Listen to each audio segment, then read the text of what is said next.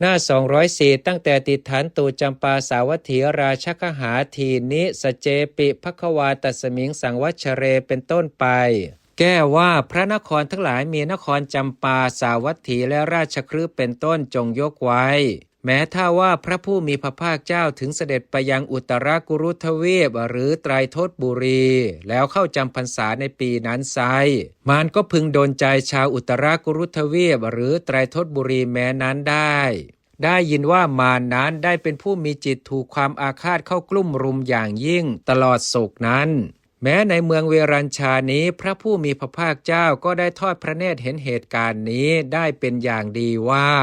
ส่วนในเมืองเวรัญชานี้พระผู้มีพระภาคเจ้าก็ได้ทอดพระเนตรเห็นเหตุการณ์นี้ได้เป็นอย่างดีว่าพวกพ่อค้าม้าจะทำการสงเคราะห์ภิกษุทั้งหลายเพราะฉะนั้นจึงทรงเข้าพรรษาในเมืองเวรัญชานั่นแล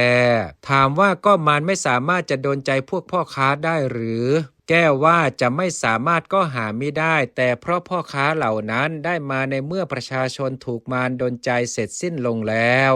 ถามว่าเพราะเหตุไรมารจึงไม่กลับมาดลใจอีกเล่าแก้ว่าเพราะไม่เป็นวิสัยจึงไม่กลับมาจริงอยู่มานั้นย่อมไม่อาจเพื่อทำอันตรายแก่ภิกษาที่บุคคลนำไปเฉพาะพระตถาคตแก่นิพพัทธทานแก่วัตถุทานที่บุคคลกำหนดถวายไว้แล้วความจริงใครๆไม่สามารถจะทำอันตรายแก่ปัจจัยสี่ได้แก่ปัจจัยสี่เหล่าไหนใครๆไม่สามารถจะทำอันตรายแก่ปัจจัยสี่เหล่านี้คือใครๆไม่สามารถจะทำอันตรายแก่นิพพัทธทานโดยสังเขปว่า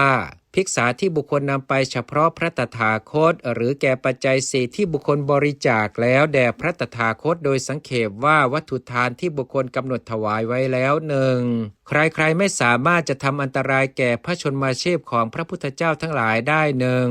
ใครๆไม่สามารถจะทำอันตรายแก่พระอนุพยัญชนะ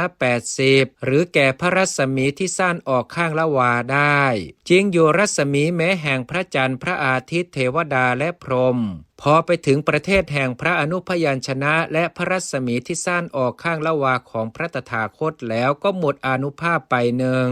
ใครๆไม่สามารถจะทำอันตรายแก่พระสัพพัญญุตญาณของพระพุทธเจ้าทั้งหลายได้หนึ่งวงเล็บรวมเป็น4อย่างด้วยประการฉนี้เพราะฉะนั้นบัณฑิตพึงทราบว่า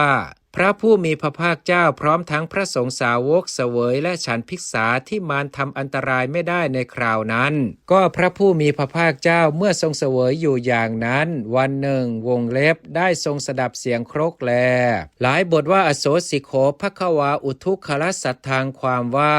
พระผู้มีพระภาคเจ้าได้ทรงสดับเสียงครกที่เกิดเพราะสากกระทบวงเล็บครกของพวกภิกษุผู้โขลกตามข้าวแดงแล่งหนึ่งอยู่